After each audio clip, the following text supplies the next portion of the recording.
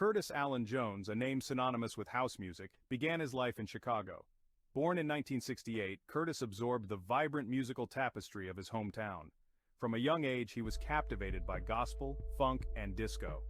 Growing up in a city where house music was emerging, Curtis was drawn to its energy. Pioneered in Chicago clubs, house music fused disco's exuberance with electronic sounds. As a teenager, Curtis began experimenting with turntables and drum machines. His bedroom became a laboratory of rhythm, exploring electronic music's possibilities.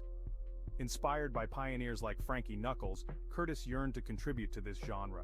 He envisioned himself as a creator of sonic experiences that would move bodies and souls. My earliest musical memory would be listening to my father play music. He was a DJ. We had tons of records in the house. The good thing about it, I was able to hear a lot of music that they weren't playing on the radio, so I always sort of gravitated to the more B-side sounds. He played more in the south side of Chicago. He used to play a lot of jazz, funk, soul, James Brown.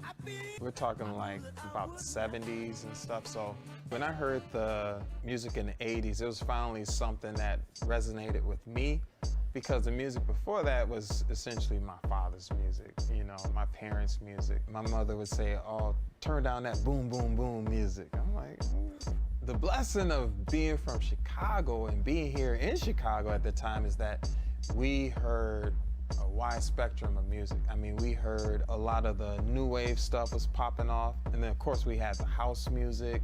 We used to have a lot of backyard barbecue parties and blasting. We had boom boxes back then, blasting the boom box, you know, and we would record the mixes from GCI and BMX, and so sometimes we would just play our cassettes, or we would listen to the music live over the radio, and then also basement parties. First gig I did was performing the Percolator, because the Percolator becomes such a big song. That was a Cajmere thing, by the way. Curtis's journey into house music began in Chicago's underground clubs. These dimly lit spaces were the crucibles of a musical revolution. Captivated by the electrifying atmosphere, Curtis immersed himself in the sounds of legendary DJs. He witnessed the power of house music to create collective euphoria. Curtis's passion extended beyond the dance floor. He was intrigued by music production. He sought knowledge from local DJs and producers, eager to learn their craft. With determination, he began crafting his own tracks, fusing house rhythms with unique ideas. His early creations, though raw, pulsed with undeniable energy and passion. While Curtis's heart throbbed to house music, he pursued a degree in chemical engineering. He saw no contradiction between his scientific pursuits and artistic passions. Curtis approached music production with a spirit of exploration, combining sonic elements. Despite academic demands, he continued honing his production skills. His scientific background influenced his meticulous approach to sound engineering. Juggling exams with studio sessions, he proved his drive to excel in both realms. This duality defined Curtis Allen Jones, blending analytical precision with artistic flair. The original plan was that I was supposed to become a chemical engineer. I was going to go to graduate school and potentially get my PhD in it and do something in chemical engineering. I have no regrets leaving it behind because I just love music so much. The track in my mind that I did where I was like, okay, I've finally done it. I've done the music that I've been thinking about in my head, and it was the Keep Moving remix. And that's the original Percolator. It's time for the Percolator. So it's almost 20 years because I started working on the original track, Keep Moving, in 90, came out in 91, and I did a couple of remixes for that, which came out in 92. And that's the Percolator that became really popular. It took a year for it to take off, so by the summer of 93, the Percolator was really popular here in Chicago. In 1991, Curtis Allen Jones founded Cajual Records, solidifying his place in house music history. The label became synonymous with the raw, innovative sounds of Chicago's underground clubs. Cajual Records was a platform for Curtis to release his music and nurture new talent. The label's early releases gained recognition for their infectious energy and innovative production. One of Cajual's early successes was Curtis's track Brighter Days, under the moniker Cajmere. The song became an anthem, capturing the hearts of house music enthusiasts worldwide. Cajual Records continued to release groundbreaking tracks, influencing a new generation of producers. The label's success was a testament to Curtis's vision and commitment to innovative dance music. While Curtis was making waves as Cajmere, a new persona emerged, Green Velvet. This alter ego allowed Curtis to explore a darker, more experimental side of electronic music. Green Velvet's music tackled issues like drug abuse, violence, and urban life with wit and honesty. His raw, industrial sound and sardonic lyrics set him apart from his contemporaries. Green Velvet's breakthrough hit, Flash, became an underground sensation. The song's hypnotic vocals urged listeners to embrace individuality and challenge societal norms. Its provocative message catapulted Green Velvet to international fame. Through Green Velvet, Curtis proved house music could be a tool for social commentary. His willingness to push boundaries cemented his legacy as an innovator and voice for the voiceless. When I think of transformation, I think of a caterpillar changing into a butterfly. And so, in my life, I think I had many stages of transformation. You know, there were some good ones and some bad ones.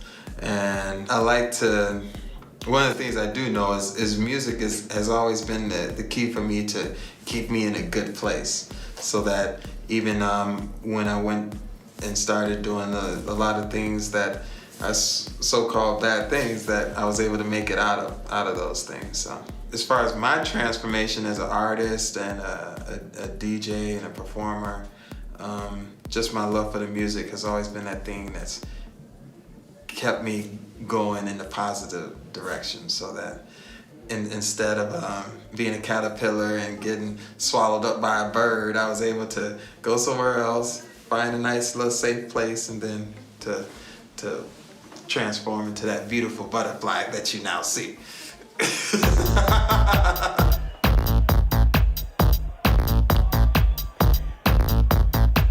Tonight is my anniversary, so you can happy anniversary.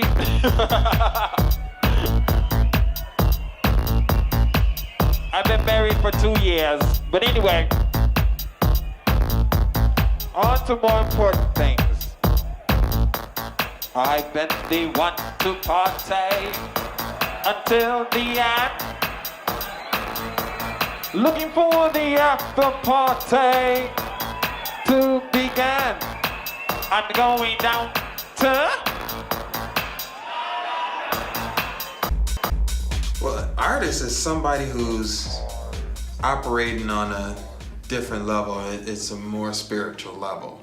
Because if you're a visual artist, be it a painter, photographer, or something like that, you're trying to do something which generates a certain emotional response or feeling or something other than just the physical. And so, and the same thing with musicians, being an audio artist, we're trying to evoke some sort of emotion through the audio or the oral or whatever experience. So, in my opinion, artists try to tap into that spiritual realm and try to